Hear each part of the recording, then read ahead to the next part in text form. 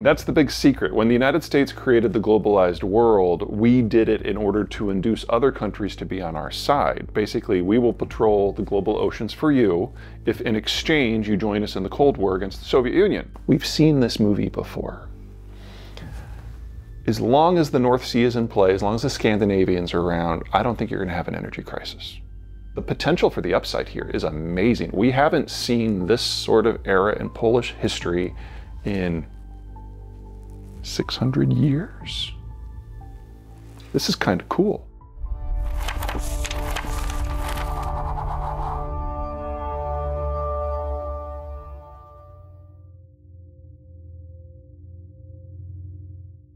Eugeniusz Romer, witam Państwa i zapraszam dzisiaj na wyjątkowe spotkanie. Dzisiaj moim gościem jest Peter Zeihan, autor książek o tematyce geopolitycznej. Jedną z tych książek mogą Państwo tutaj zobaczyć. Koniec świata to dopiero początek, scenariusz upadku globalizacji. I o tym scenariuszu będziemy dzisiaj rozmawiać. Welcome, sir. Thank you. So, you've been writing for many years that world has been undergoing a massive change, and this is mostly because the Americans are going to withdraw from the Bretton Woods system. So, why should they not be interested anymore in this system? Well, there's three aspects to that. Number one is, like you said, the interest. The United States is going through a nativist period. This happens to us every generation or two. And whenever we do, we tend to turn our back onto the world.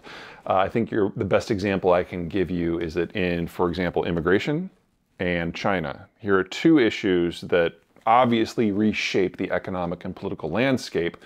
But whether people are on the left or the right or in the center, right now they want the border closed and they want China destroyed.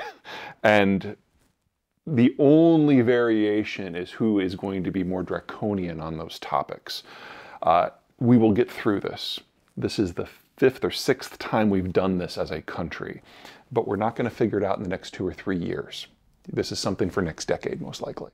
Okay, but don't you think that America is so, let's say, dependent on global chains that... But it's not. I mean, that's the big secret. When the United States created the globalized world, we did it in order to induce other countries to be on our side. Basically, we will patrol the global oceans for you if in exchange you join us in the Cold War against the Soviet Union. If we had invested our economy into the global commons as part of that deal, we would have just been a new British Empire, and no one liked them. So we didn't. So we subsidized indirectly the entire system, but we didn't join it. So now that we're in a situation where we're backing away, we're one of the very few countries that won't suffer from its fall. So if you think of the United States not as a single country, but as part of the North American network with Canada and Mexico, that system only interacts with the rest of the world for about 4% of GDP. But it's not only the GDP, but also the quality, let's say, of the exports and imports, because you mostly write about energy and about food production, which is obviously super important. But also, I would like to ask you how the semiconductor global chain changed the equation. Because we have the Dutch, right? We have the Japanese that produce chemicals. We have Taiwan and foundries. And we have Americans that like their iPhones and other basic stuff. Well, let me underline, low exposure doesn't mean no exposure. And getting from here to there with the American reindustrialization that's underway right now, it's not cheap. It's not going to be quick. It is going to happen. What the United States' role in the international system economically kind of falls into two general buckets. The first are the primary commodities that you're discussing, oil and food, and then adding value to them, so fuels and processed foods. Very, very important. The second bucket is because the United States really doesn't have to worry about national defense of the homeland, we've been able to specialize on really, really high value-added products. So for example, in your semiconductor example, we're on the high end and the low end. On the high end, almost all of the design for any chip that is better than 20 nanometers, which includes, among other things, this, comes from the United States. And I think every design that's better than 5 nanometers, which includes all artificial intelligence, comes from the United States. And on the low end, all the silicon in all chips comes from North freaking Carolina. So if globalization were to shatter today, Would we have chips in the volume we need? No, but nobody would. So how about labor? Because as you mentioned, America just focused on maintaining, let's say, technological edge and controlling global finances, but outsourcing, let's say. We're not that organized. We don't control global finances. But outsourcing the production to countries like China, but also in South Asia countries, many others. So do you think this is also maybe a reason to maintain the system? Because otherwise you will have to pay a lot to your workers to do the job, like, for example, you do in Taiwan or in China. Let me give you an example. Going back to the 1980s, before the United States had the free trade agreement with Mexico, all of our clothes were made by women who lived in mountain states, the poorer mountain states, with sewing machines. And then NAFTA happened and those jobs picked up and moved over to Mexico, but the model was the same. And then the World Trade Organization happened and those jobs picked up and moved over to India, China, and Bangladesh, but the model was the same. And then COVID happened and everyone shut down at the same time. And, you know, Americans are many things, but we do not look like the Swedes, and going naked was never an option. And what we discovered was some entrepreneurial folks in the textile industry started setting up new facilities in the United States where you would have a hectare facility that could bring in raw cotton, turn it into thread, turn it into yarn, turn it into cloth, and cut it.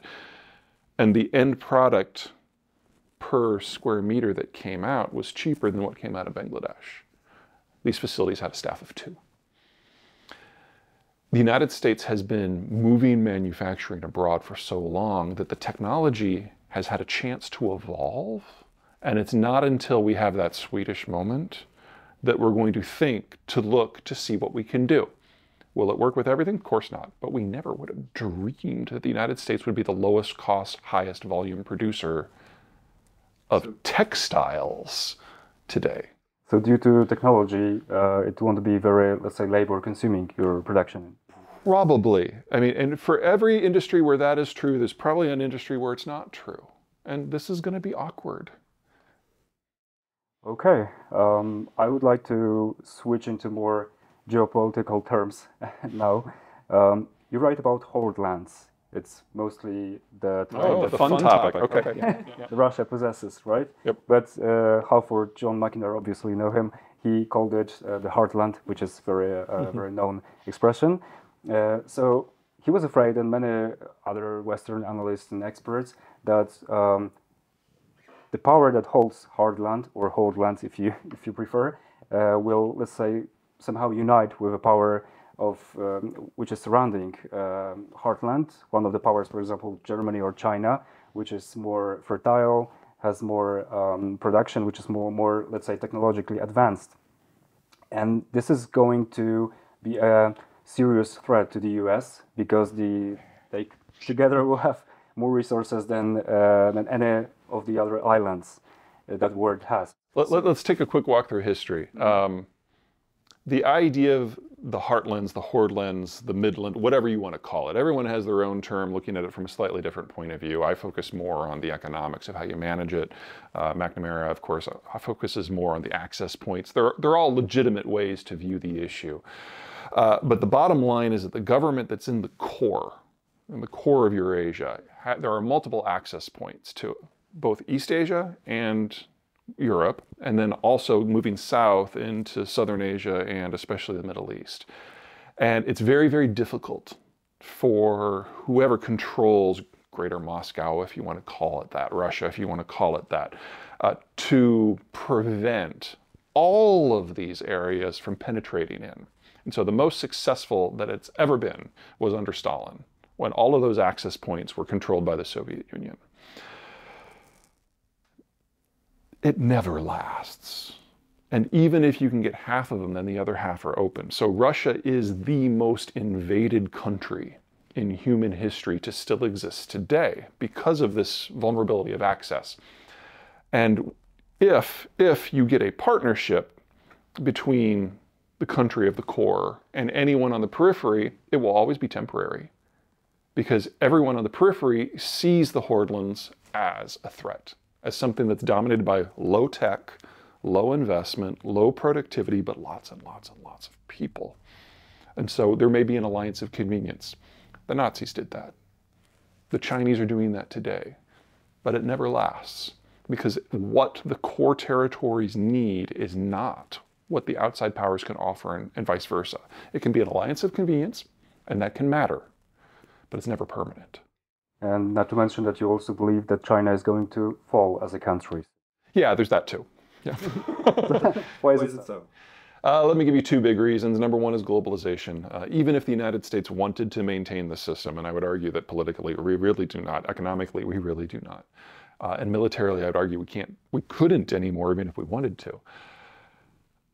Without globalization, the Chinese lose access to 80% of their energy and 80% of the components they use to grow their own food and 80% of their product exports. So when you want to talk about downsizing a country, you know, when Europe has a recession and you knock 5 or 10% off of GDP, it hurts. Can you imagine having a famine on top of that and losing your entire export market? It's like just today, the 14th of May, the Biden administration slapped a 100% tax on electric vehicles and a 50% tax on solar cells and semiconductors. This is just the start. There's a contest going on in the United States right now between the Republicans and the Democrats who can be harsher on China. And so I would be very surprised if we don't have a broad-scale Trump-style tariff on everything out of China that's not more than 50% within 3 or 4 years, regardless of who wins the presidential election. So from a market point of view, China has no future. Far more importantly, far more deadly, 60, 50 years ago, the Chinese just stopped having kids. And we're now in a situation where there are twice as many Chinese in their 60s as there are 20-year-olds, and there's twice as many 20-year-olds as 10-year-olds, and there's twice as many 10-year-olds as 5-year-olds. This is a country that has no future. It's just a question of how it dies. Is it just China? Because you mentioned demography a lot in your books, and I think you underline, stress very, very much this factor in the future of the world in your predictions. So how the global demography will shape the future of our Earth? Well, when you industrialize and when you urbanize, and usually those two things go hand in hand, your birth rate steadily drops. With China, we've got two other factors in play. You've got the one-child policy, which was a deliberate suppression of the birth rate. And then number two, you've got almost a Russian-style corruption culture around the bureaucracy, which, as we're learning in the Ukraine war, might actually be worse than the Russians. And so you had basically local officials fabricating data to get better kickbacks. And every day it's changing, the data, but it now looks like the birth rate in China in the last 6 years has dropped by more than what happened to the Jews of Europe during the Holocaust. And the kind of middle ground estimate now is that they've overcounted their population under 40 by over 100 million people. And it's probably worse than that too. So you compare it to the rest of the world, and China has gone from this middle-of-the-road developing country with a negative demographic picture to something that, by the middle ground of Chinese statisticians, is now the worst demographic picture of any country in any era ever. So how are the Europeans doing, for example? Or not great. Not great. Are they any better than China? Yeah, so let's start with Europe. Europe didn't really get serious about industrializing in most places until between 1920 and 1950. And when you industrialize later in time, it's easier from a technological point of view and a capital point of view, but people move from the farm to the city a lot faster. So you get a faster decline. In the case of the United Kingdom and the United States, which were kind of sort of the first two countries to industrialize, it's been a fairly slow degradation. So for example, where the United States is demographically today in terms of birth rates, the Germans hit that in 1975. And so if we keep aging at our current rate, we're not going to be facing a German-style demographic collapse until 2070. That's a lot of time to hopefully learn a few things and figure out another path. In the case of Poland, you're in between, because your industrialization process didn't really get going until the 90s. So you have a very similar demographic structure to the Germans, where, you know, they basically, it comes out to people who are in their mid-60s and then just collapses in. You've got that same shape, but your bulge is in the early 40s. So if you do nothing else different, you have another 25 years before you're facing the German-style problem. And we have migration from Ukraine, which is also supporting our population. That helps a great deal. It's really hard to get a grip on that in terms of data, though. It appears that you've absorbed probably permanently 1 million to 1.5 million Ukrainians that are under age 40. That's probably really good. But when people are displaced, you never know where they're going to land, and it all depends on a lot of factors. Yeah, we smoothly went to Poland, which is the last question I wanted to ask you. So what's the future in Poland in the upcoming decades, let's say, because you believe that Germany is going to be deprived of basic resources because of the collapse of the Bretton Woods system. And you also believe that Russia is going to fall as a state. So we will be squeezed between those, let's say, revolutionary powers. There will be no freedom of navigation, or there will be freedom, but we won't have our navy to protect our deliveries. So in terms of energy and economy and security, was the future of Poland? Well, let me give you the bad scenario and the good scenario. It really matters how Russia dies. If they lose in Ukraine, we are looking at a disassociation of the Russian state within 20 years. That's obviously one scenario. If they win in Ukraine, they are absolutely coming for Warsaw. That takes us in a different direction. Let's assume for the moment that you get to keep Warsaw, because that scenario can go any number of directions. So we're talking about demographic dissolution on both sides of you, economic dissolution on both sides of you, military dysfunction on both sides of you. We've seen this movie before. As long as the North Sea is in play, as long as the Scandinavians are around, I don't think you're going to have an energy crisis. Worst case scenario, you've got lots of coal. As the Chinese system goes away, a lot of that mid-tier manufacturing that the Chinese have dominated, you're going to have to do the same thing we are. If you still want stuff, you're going to have to build it yourselves. That's an industrial renaissance. And of course, you've got the best farmland on this continent. And your input streams to make that farmland bloom isn't nearly as complicated as it is in, say, a place like Brazil or China. So your bones are good, your growth path is good, your demographics are nearly superior to everyone else on the continent except for, say, France and Sweden. The last time we had this sort of disconnect, with Poland looking stable to positive and the Germans and the Russians failing, you conquered Moscow. Now, I'm not saying like get out the pitchforks and get ready to march, but there's a 25-year window here where Polish power is very clearly rising and all your competitors are very clearly falling. The question is, what do you want to do with that? And can you get your birth rate up high enough so that this is more than just a window, that this is your new norm? But the potential for the upside here is amazing. We haven't seen this sort of era in Polish history in 600 years. This is kind of cool. Sounds very cool. Some people even call it a new golden age of Poland, what we experience right now. But just really final question about the involvement of the United States, because you write in your book that you think that the United States are going to have several partners in the world, the new world after the collapse, the full collapse of the Bretton Woods system. So Poland is not one of them. The Netherlands in Europe, the UK obviously, and Denmark. So do you think that this is going to decrease our level of security that we have right now in Poland? You'll have to do more things yourselves. What the United States is looking for are security for economics trades where what is on offer is more than what we would have to pay out. So during the Cold War, we did all the heavy lifting. And we were willing to subsidize directly or indirectly any number of countries in order to get that broad spectrum alliance versus the Soviet Union. That's not the environment we're in anymore. And so if you want a broad spectrum alliance with the United States, you have to bring something to the negotiating table.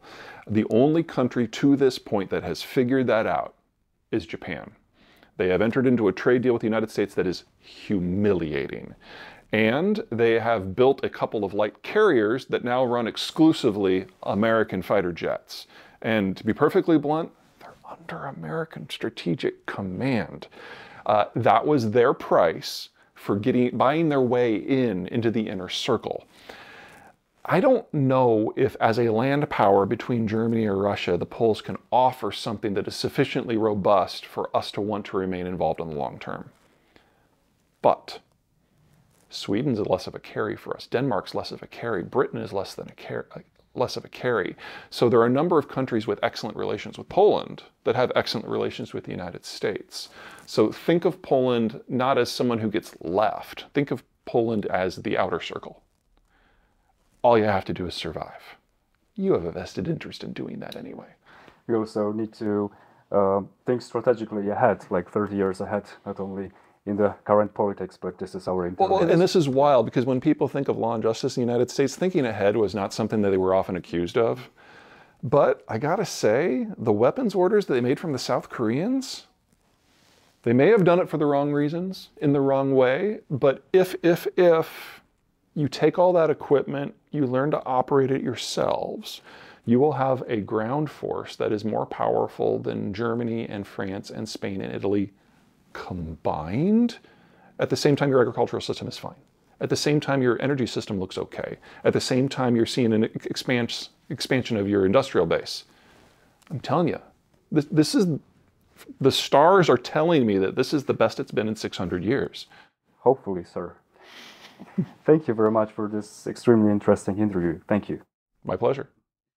Dziękuję także, że Państwo byli z nami. Przypominam, że naszym gościem był pan Peter Zeihan, autor książek o tematyce geopolitycznej. Jedną z tych książek Państwo mogą tutaj zobaczyć. Koniec świata to dopiero początek. Scenariusz upadku globalizacji. Dziękuję i do zobaczenia.